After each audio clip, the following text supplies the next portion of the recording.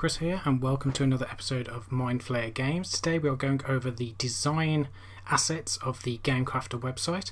There's a lot of interesting stuff that has been uploaded already in the last couple of months since this went live, and some of the stuff I have purchased, some of the stuff is free, and some of the stuff is just downright good for what it is and what it costs. So further ado, let's just get into the GameCrafter and actually have a look at what there is on offer. So in order to access the design assets, click on shop, design assets, and then we're broken down here into characters, locations, items and card templates. Today I'm just going to be looking at locations. Actually, I'll be looking at all three of these. This might be a long video, so I do apologise in advance, but we're going over quite a few things and how you can actually implement them into your games, be it a trading card game or just a homemade board game. So we will start with locations. So the GameCrafter will not load this up, so let's just find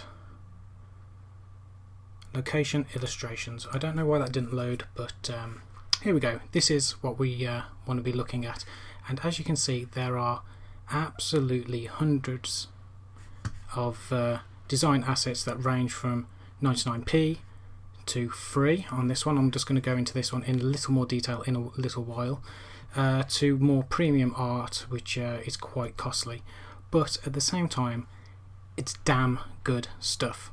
So for my example, which I'm doing today, it is this free backgrounds, and I've set up a little demonstration of how I will be using this as well.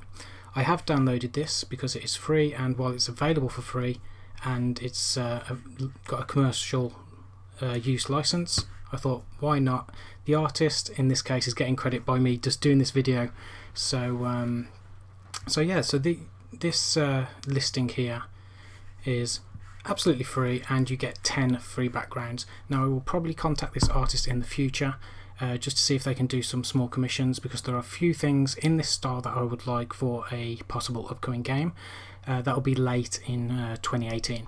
But yeah, so let's just have a look at a few of these backgrounds, and these backgrounds seem to fit in quite well with the art style of my current project as well, which is really nice.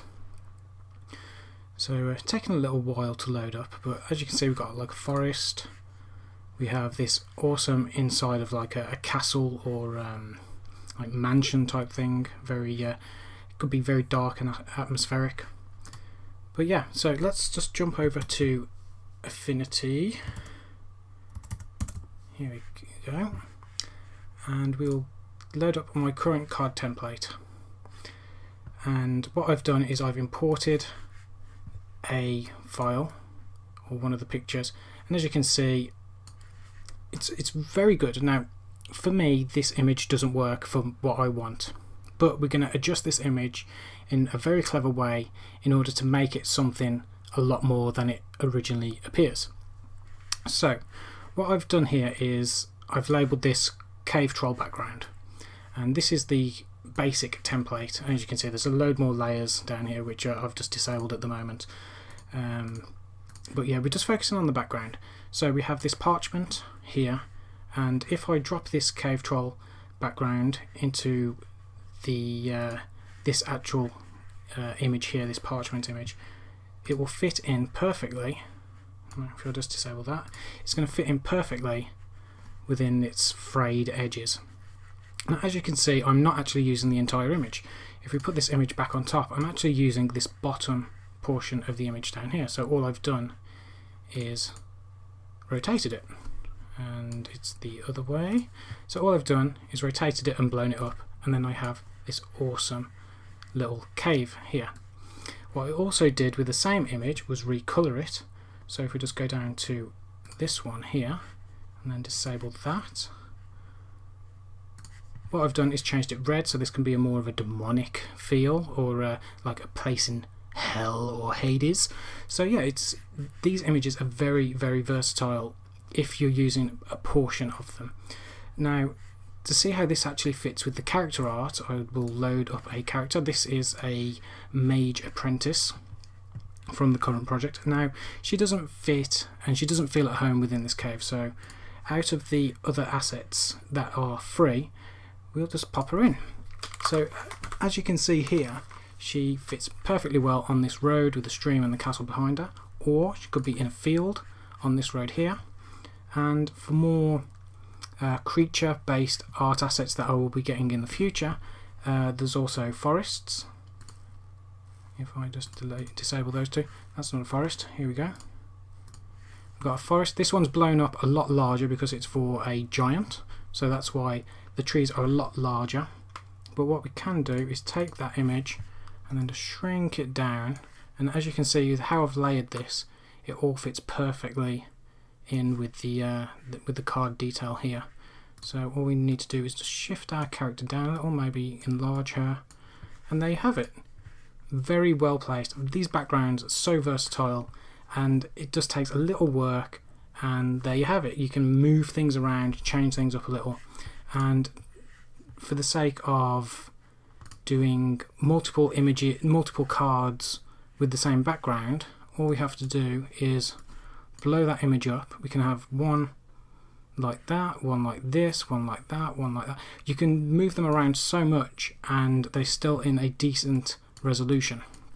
So that's backgrounds, and that's very happy with that. And like I say, those assets are absolutely free. So there you go. That's the first thing I wanted to show you with this. And then there's so much available, and not just for, like I said, not just for trading card games, but for every sort of game you could possibly think of. There is a piece of art. You just have to pay for it. Like I said, some of them they come with a premium. I think this one's $25, but some of these fantasy locations here, these are $7.99. Again, very good. Not quite my art style, what I'm looking for, but again, these are very good assets. So let's go and have a look at card templates next. And again, these are brilliant. Now, I didn't use this old style template for what I'm working on now. I designed it myself, but these for the cost, for £5, if you're not that good at designing templates, here you go. It's a very simple and effective way of getting what you want to portray your cards. And then we have card backs here. Again, this is $1, and you've got all these. Manipulate them how you want, rotate them, recolor. Fantastic. Now I don't know if these actually come layered, so there might be a little problem editing those ones, but still, for $1 you can't really complain. Now with the project I'm currently doing, I was looking at this background, again from the same seller, the same artist who did the other backgrounds. Now I like this, so I may be tempted to purchase this in the future, but I do have a background I'm currently working on which I like quite well, and also there was this Medieval 2 background as well which I really enjoyed. So again, very nice. I like the leather work, and then the middle there, very good indeed. So I'll just show you what I'm currently working on with my back of the card. What I've done for this is got a picture of a leather journal just off the internet, and this was the design on the journal, and all I've done is taken that picture and just blown it up. it's as simple as that. It's image manipulation at its easiest, and then just go back and then put it to size. Now I think I may change this in the future, but at the moment this is staying as it is. So there are a lot of things you can do. Like these templates are just absolutely, for the price, again same seller, for the price these templates are absolutely brilliant. And again, if I wasn't designing my own, this sort of thing is right up my alley. It's what I really like in design. Next we will go into, so we've done backgrounds, and then I can't remember what I ordered. Well, I purchased one thing, and that was potions. So if I just knock that off, what I did is I purchased this. This was $10, and there are a hell of a lot of potions. I think there's 30 something potions. So we have a wide variety of colours and styles. So each colour comes in these styles, and there are 5 colours. So as you can see, absolutely brilliant. No, there's more, sorry. 8 designs per colour, and that is more than enough for what I will be doing in this project. Now I did actually contact this seller because the potions came on these tiles, these brown tiles, and I did request that they were transparent backgrounds. So what the seller actually did was updated the listing and put all these files with no background, which is absolutely fantastic. The seller did not have to do that, but yeah, they did that for me, which was absolutely awesome. So we'll go back into the card and we'll just have a look at one of these potions. So the potion actually comes like so, and all I've done there is rotate. And these are massive. These are, you know, really high definition, so you can have them absolutely massive. So the actual art style of this is slightly off the art style I'm using if we just use this apprentice as an example, but I'm okay with that. It's okay to have different artists, different styles on a project. Personally, I like to have it as uniform as I can. This character here was originally going to be for Neo Brawl, but the artist I'm using now, the art styles were completely different. So what I ended up doing was, if I just take this here, the art styles were too different for me to include both in Neo Brawl. So what I ended up doing was I put this artist on hold, and then when this project came along, the idea for this project, I decided to go full steam ahead with this artist, and like I say, I'm really enjoying their work.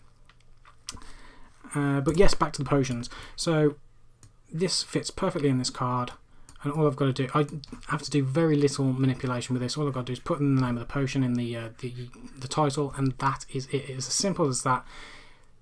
There's about 40 of these for $10. Stupid price, absolutely stupid price. Should charge more, but yeah, I may get in touch with this artist again in the future to do weapons and other stuff like that. But I think this is the only thing they've got some new stuff. I may get them to, I may see how much it costs for weapons and single items, and I may use those in the future if it's a good price. If not, we'll find another way. But yeah, the actual game assets of the Game Crafter are fantastic. If you haven't taken the time to actually go through these and look, it's like here, free gems. This is the same, again, it's the same dude who's done all the other stuff, but look at these. And it's free, just buy them, add them to your account. And you know, it's as simple as that. Just check them out, they're free, you don't have to pay anything, and you can use them as you wish. So this has been a little tour of the Game Crafter design assets. If you like what you've seen, head on over, check them out. There are a lot of stuff. I mean, there's like, it seems to be like hundreds of pages from various sort of like pixel designs, isometric stuff, and just have a look. If you like what you've seen, more free stuff. Here we go. Again, same artist, helmets. Not something I'm actually looking for in this project, but you know, oh, that's look badass. I may be able to use something, do something with that. But again, very good stuff. This resource the Game Crafter has actually produced is extremely valuable for artists or game designers who don't have the necessary skills to draw the art themselves, like me. So yeah, check it out. The link to this is in the description, and have yourself a very, very nice day.